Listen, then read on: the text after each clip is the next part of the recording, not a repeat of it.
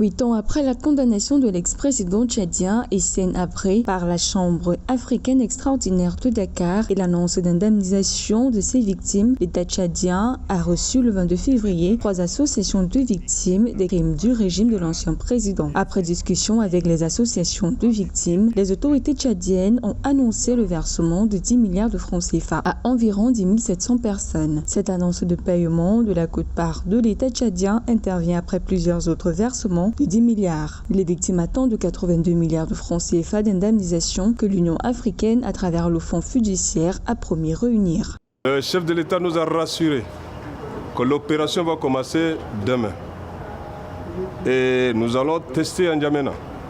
Après N'Djamena, cette opération va progressivement, n'est-ce pas, en province, c'est-à-dire qu'à Pala, à Moundou, à Sar pour la zone méridionale, à Mongo, à Béché pour la zone septentrionale. Le régime de l'ancien président Hissène Habré au Tchad a été responsable en 8 ans de répression de 1982 à 1990, des milliers de cas d'assassinats politiques, de disparitions, de tortures et de détentions arbitraires. Une commission d'enquête nationale établie par l'ex-président Idriss Déby a recommandé dès 1992 que des poursuites soient engagées contre ceux qui ont participé aux crimes du régime. Soulignant qu'outre l'indemnisation, les victimes demandent de réhabiliter l'ancien président conformément aux résolutions du dialogue national. Nous sommes tous des croyants. Il y a des musulmans, il y a des chrétiens. Et Dieu a toujours dit de prôner le pardon. Quand tu as le pardon, c'est l'amour qui dépasse tout. Donc par rapport à ces pardons et aux recommandations d'Enis, nous victimes, nous ne voyons pas les convenients. Nous sommes des croyants.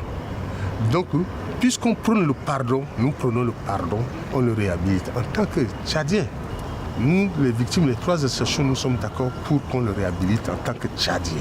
Rappelons que le procès de Hissène Habré, qui est le seul monde lors duquel les tribunaux d'un État ont condamné un ancien dirigeant de notre État pour crimes de guerre et crimes contre l'humanité, a été considéré par de nombreux observateurs comme un tournant pour la justice en Afrique. Notons cependant que les 7 organisations qui demandent à l'Union africaine et au gouvernement du Tchad d'accorder des réparations sont Amnesty International, l'Association des victimes du crime du régime de Hissène Habré, l'Association tchadienne pour la promotion et la défense des droits de l'homme, Human Rights Watch, la Commission internationale de justice, Redress et l'association Rose Lokissim.